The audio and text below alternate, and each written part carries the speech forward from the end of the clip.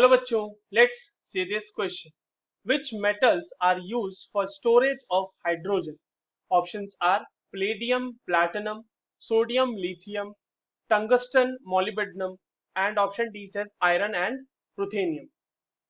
चलिए इस क्वेश्चन को सॉल्व करते हैं बच्चों. और सबसे पहले तो ये देखते हैं कि इस क्वेश्चन को सॉल्व करने के लिए हमारे पास कौन से की कॉन्सेप्ट की जानकारी होनी चाहिए. The key concept required for this question is basically बच्चों मेटालिक हाइड्राइड. ठीक है, मेटालिक हाइड्राइड के बारे में हमें पता होना चाहिए. देखिए उसी की प्रॉपर्टी यूज करते हुए ये स्टोरेज ऑफ हाइड्रोजन का कंसेप्ट हमें समझना है. देखिए मेटालिक हाइड्राइड जो होते हैं ये जनरली प्रिपेयर किए जाते हैं formed by D block elements. ठीक है, डी ब्लॉक के एलिमेंट्स इसे फॉर्म करते हैं. अब ये फॉर्म कैसा होता है, कैसे फॉर्म होता है? तो बाय डायरेक्टली अब्सॉर्बिंग, यहाँ पे क्या करते हैं कि मेटल लैटिस में डायरेक्टली अब्सॉर्ब कर लेते हैं. By directly absorbing hydrogen, hydrogen को डायरेक्टली अब्सॉर्ब कर लिया गया. कहाँ? In metal lattice. Metal lattice में हम लोग अब्सॉर्ब कर लेते हैं. और कुछ ऐसे एलिमेंट्स होते हैं जिनकी प्रॉपर्टी, इस एब्सॉर्बिंग प्रॉपर्टी जो है, हाइड्रोजन को अब्सॉर्ब करने की प्रॉपर्टी बहुत ही ज्यादा होती है. ठीक है, तो ये जो टेंडेंसी है, मैक्सिमम टेंडेंसी किसमें ऑब्जर्व होती है हमारे पास?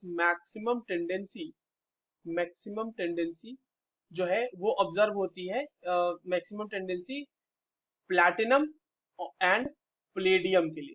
ठीक है, इन दोनों में गजब की टेंडेंसी होती है हाइड्रोजन को एब्जॉर्ब करने की या एब्जॉर्ब करने की.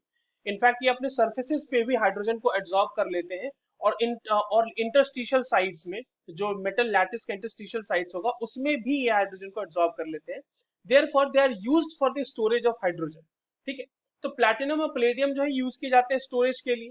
तो ऑप्शन इसका मतलब क्वेश्चन का सही आंसर तो होने वाला है ऑप्शन ए.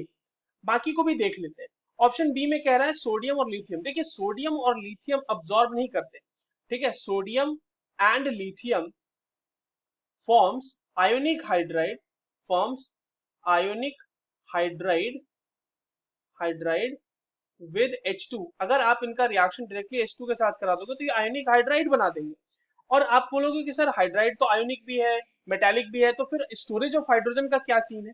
देखिए इसमें से जो है हाइड्रोजन को आप डायरेक्टली बहुत ही आसानी से निकाल सकते हैं. उसको थोड़ा सा हीट करेंगे मेटालिक हाइड्रोजन को और वहां से हमें हाइड्रोजन पूरा का पूरा निकल जाता है, हाइड्रोजन गैस निकल जाता है. बिकॉज क्योंकि वो जो है हाइड्रोजन गैस उसमें इंट्रैप्ड है इंटरस्टिशियल स्पेसेस में. बल्कि यहाँ पर ये NaH माइनस के फॉर्म में है. ठीक है, मतलब Na+H- इस तरह से है. लिथियम में भी ये Li+H- इस फॉर्म में है. तो यहाँ पर से हमें हाइड्रोजन बनाने के लिए वापस से इसका रिएक्शन वाटर के साथ कराना पड़ेगा. So they can not be used for the storage of hydrogen. तो ऑप्शन ये हमारा गलत हो गया.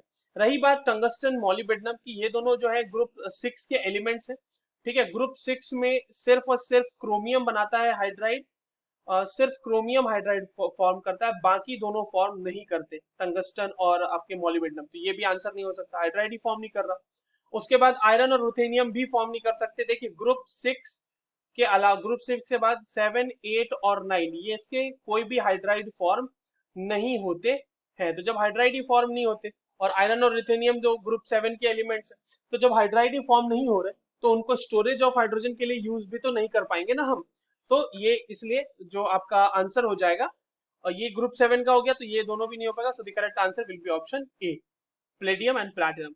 So that is the correct answer. I hope you understood this well. All the very best.